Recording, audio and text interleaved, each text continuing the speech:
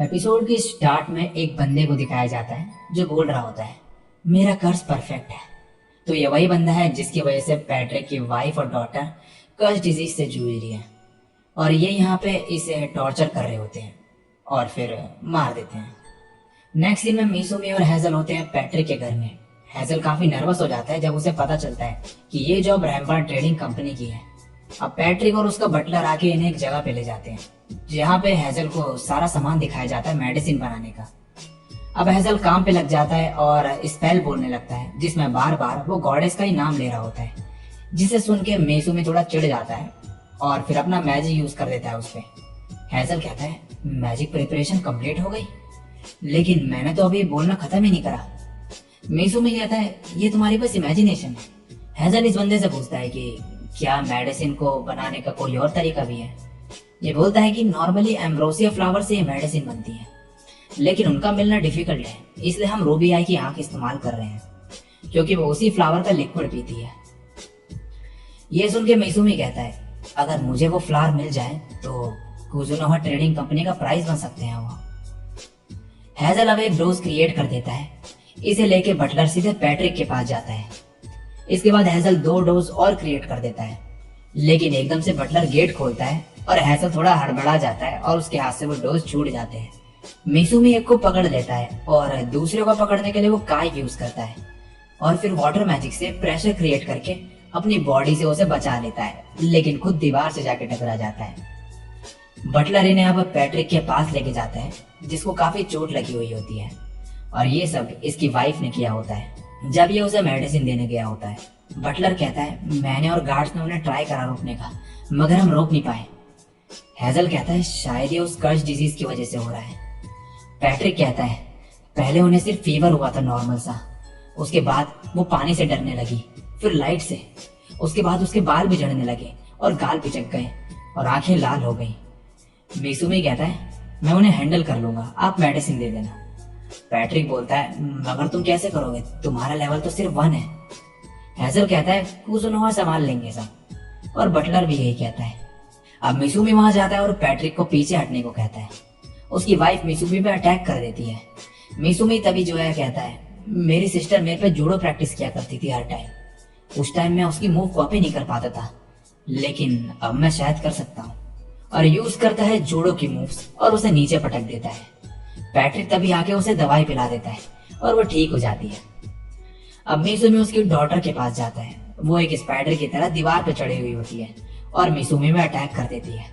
मिसुमी उसे भी नीचे पटक देता है और पैट्रिक उसे दवाई पिला देता है, वो भी ठीक हो जाती है। हेजल अब एक और डोज लेकर आ रहा होता है बना के, मगर उसका पैर टकराता है नीचे और वो हवा में उछल जाती है फिर, लेकिन इस बार बटलर उसे पकड़ लेता है। और अब मिसुमी पैट्रिक के तीसरी डॉटर के पास जाता है जो थोड़ी बहुत होश में होती है पहले, मगर फिर मिसुमी पे हमला कर देती है। मिसुमी उसे भी पकड़ लेता है और नीचे पटक देता है। पैट्रिक उसे भी दवाई पिला देता है और सभी लोग ठीक हो जाते हैं फाइनली। नेक्स्ट दिन में पैट्रिक कहता है थैंक यू कुजुनोहा, वो टेक्निक तुम्हारी काफी बढ़िया थी, तुम आखिर हो कौन? मिसुमी कहता है बस एक मर्चेंट हूँ जो ट्रेनिंग कर रहा है। पैट्रिक गॉडेस को भी थैंक्स करता है इसके लिए, जिसकी वजह से मिसुमी फिर से चढ़ जाता है। अब मिसुमी बाहर निकलता है, उसे सामने टोमोई और मियो देखते हैं। ये आपस में बात कर रहे होते हैं कि तभी वहां पे एकदम से फायर मैजिक यूज होता है। मिसुमी उसे डॉज कर लेता है और ये सब इन दोनों की करतूत होती है। टोमोई और मियो को लेकिन कुछ भी नहीं हुआ होता और वो कहती है बस इतना ही, यंग मास्टर के अटैक के सामने तो ये कुछ भी नहीं था। मिसुमी कहता है तुम्हें डॉज कर लेना चाहिए था।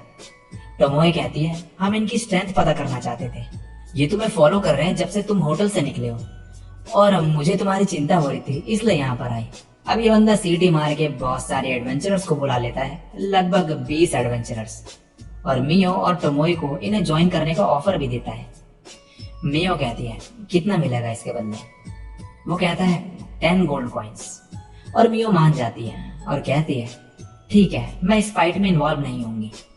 टोमोई उस पर गुस्सा होकर उसे पंच मारती है, मगर मियो उसे डॉज करके आगे निकल जाती है। और अब मिसुमी मियो से टेलीपैथी के जरिए बात कर रहा होता है और कहता है थैंक्स प्लान के अकॉर्डिंग काम करने के लिए। मैं इस बात से परेशान था कि कहीं यहाँ भी जेसुया जैसा हाल ना हो जाए डाउन का, अगर तुम दोनों फाइट करते तो। टोमोई फिर भी काफी खुश होती है और कहती है इन्हें तो मैं अकेले ही संभाल लूंगी। ये बंदा कहता है ये सब नहीं होता अगर तुम रैम्प्रांट की जॉब में इन्वॉल्व नहीं होते तो। मिसुमी टोमोए को कहता है कि इन्हें मारना मत, ये सब इन पे अटैक करने लगते हैं और मिसुमी डॉज भी कर लेता है एक को।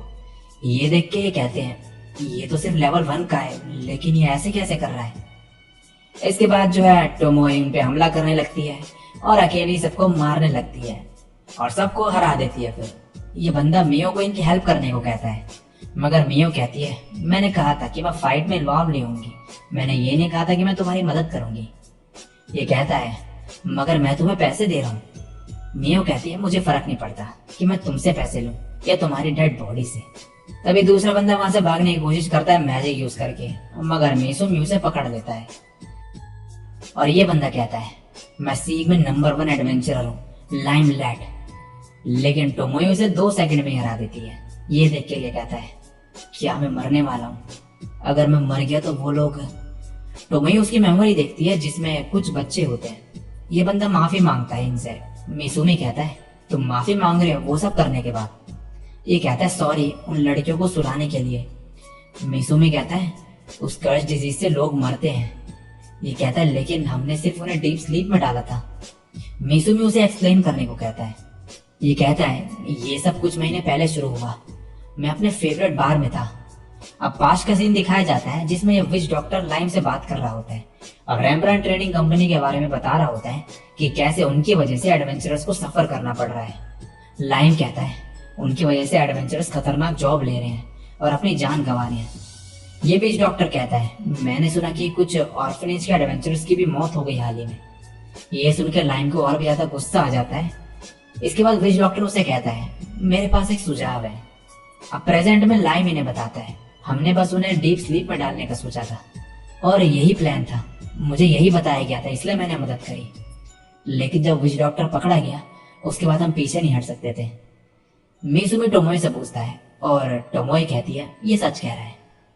मिसुमी फिर कहता है ठीक है जाओ और अपने फ्रेंड्स को संभालो। लेकिन उसके जाने से पहले मियो उसके सारे पैसे ले लेती है। वो कहता है ये तो खाली हो गया। मियो कहती है इंटरेस्ट और फिर खुश हो जाती है। अब कुछ दिन गुजर जाते हैं और लाइम जो है पैट्रिक से काफी बार माफी मांग चुका होता है अब तक। बटलर पैट्रिक से उसे मारने को कहता है लेकिन पैट्रिक उसे माफ कर देता है और लाइम कहता है मैं एडवेंचरिंग से रिटायर हो रहा हूँ, मुझे चीजें सही करनी होगी। नेक्स्ट दिन में लाइम बैठा हुआ होता है एक जगह पे और वहां पर टोमोए आके कहती है तो तुम अब क्या करने वाली हो। वो कहता है मैं मैनेज कर लूंगा, ऐसा नहीं है कि मैंने सभी कनेक्शन खो दिए हैं। टोमोए कहती है ये वही ऑर्फनेज है ना जिसे तुम प्रोटेक्ट करना चाहते थे। लाइम कहता है तुम्हें कैसे पता, तुम तो सच में ही अलग लेवल पे हो। और फिर कहता है ऑर्फनेज एक ऐसी जगह थी जिसने मुझे कभी पीठ नहीं दिखाई, तो जब मैंने सुना कि ऑर्फनेज के लोग मुसीबत में हैं तो मैं उसके झांसे में आ गया। एनीवेज तुम लोग हो कौन। वो मास्क वाला बंदा तो कुछ ज्यादा ही मिस्टीरियस है। टोमोए ने उसकी स्वॉर्ड तोड़ दी थी तो अब उसके बदले वो उसे एक नई स्वॉर्ड भी देती है और कहती है इसे कटाना कहते हैं। लाइम कहता है ये तो काफी महंगी लग रही है। टोमोए कहती है मुझे लगता है कि तुम इसे बेच दोगे अगर मैं चली जाऊं तो। वेल तुम मेरे लिए काम क्यों नहीं करते, तुम इंफॉर्मेशन इकट्ठा करोगे और मेरे जासूस बनोगे।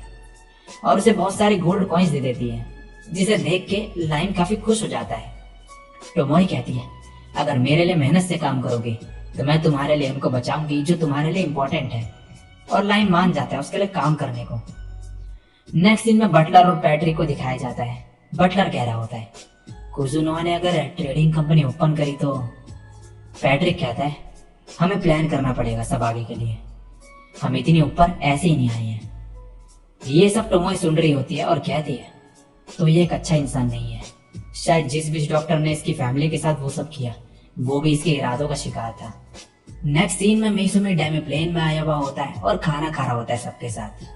तभी यामा कहती है एक प्रॉब्लम है तुम तीनों से रिलेटेड, जिसे सुन के टोमोए और मियो उसकी तरफ देखते हैं और मिसुमी काफी ज्यादा परेशान हो जाता है। और इसी के साथ ही एपिसोड यहीं पे एंड हो जाता है।